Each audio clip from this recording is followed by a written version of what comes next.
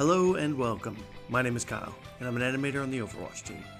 With the release of our latest support hero, Juno, I wanted to take some time today to give you a behind-the-scenes look at her animations. I'll be going over her movements and abilities, and provide some insights on how we iterated and ultimately landed on all of her motions. So with that, let's get into the animation of Juno. First up, let's talk about her in-game idle. We spent a lot of time early on testing out versions of her both on the ground and hovering slightly above it. When testing out idle poses, we're looking for something that fits the hero's personality and is easily identifiable among the cast of characters. With Juno being from Mars and comfortable moving around in space, we could not pass up the opportunity to give her a core sense of zero-G movement with the hovering style. Another part of the idle animation is what we call the fidget. This is a break in the animation where we can see a bit more of the character as they're idling and waiting for the match to start. The one that stuck out to us the most, even at an early state, was her stretch. It felt like something Juno would naturally do as she's in a spacesuit all the time. She'd want to take some time to stretch out those limbs. Once we landed on her hovering for her idle, we were able to start on her locomotion. Having her hover allowed us to try some more unique movement styles.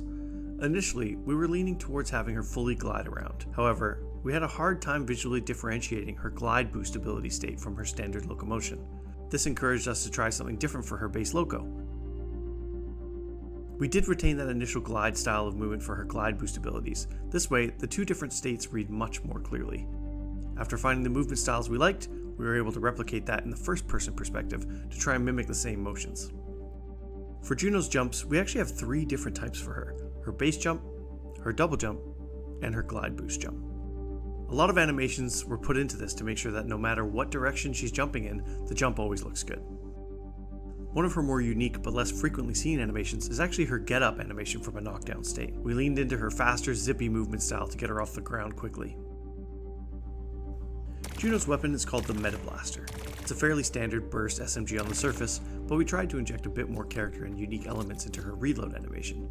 An early iteration on this had a straightforward mag eject and replacement. It worked, but we wanted to try and find something that felt more Juno. We spent some time thinking about how she would use this in practice, and using it in space is really common for her. As such, we thought she might want some sort of magnetic attachment to the magazine.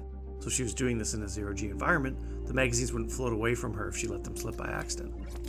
This line of thinking got us to where we are today, and we're pretty happy with how this one turned out. For her quick melee, early on at the concept stage when we saw her awesome boots, we knew we wanted to do something like a kick. We tried a few different styles, and some of the early iterations, while cool, felt a bit too well practiced for something Juno would do. We ended up with something more straightforward, but we took steps to make sure it still felt like its own unique space. For her third-person quick melee, we did have a roundhouse animation for her, which again, felt really cool. However, in third person specifically, this presented a bit of an issue in gameplay. She could instantly spin her body around and have her head hitbox shift around very quickly. Juno already moves really fast along the battlefield, and we didn't want players to quick melee as they're trying to avoid certain shots.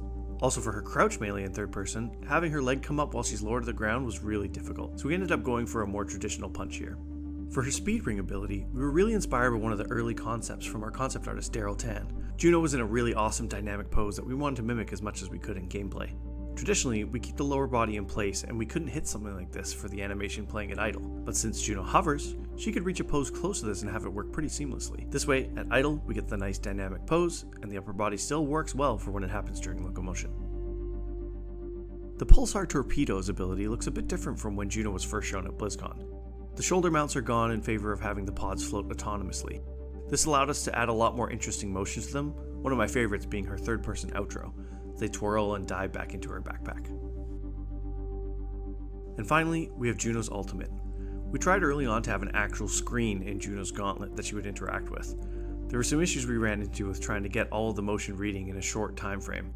Through a lot of iteration, we ended up having her screen be more of a hollow projection that she can bring up and interact with. It also lets us have a more forward-facing direction for her swiping in the first-person perspective, which gives us more directionality for firing the ultimate. Facial animation is very important on our characters to really get their personalities to shine through. For Juno, we started by looking at some concept expressions. This gives us a starting place for her overall tone. From here, we start breaking down her different facial features and how they relate to each other to make sure our facial animations stay on model. For her eyes and brows, we keep an eye out for things like changes in direction, shape length, and overall size. Once we have all this info, we can start by building out a library of poses for her. These function as a starting point for our animators so they can quickly get a pose down that feels right for the animation, and then fine-tune from there. Working on facial animation really requires honing in on the fine details of a character. It's an essential piece of bringing our characters to life. While I've focused on animation in this video, it's important to note just how many people are involved in creating our heroes. Design, concept, modeling, rigging, animation, visual effects, sound, lighting, QA testing, and more. Without all these talented people, creating these heroes just would not be possible, so a big thank you to the Juno team and all of Team 4. And that wraps up this video on Juno's animation. Thank you so much for watching. I hope this brought you some interesting insight into animating heroes on Overwatch. Now, go out there and play some Juno.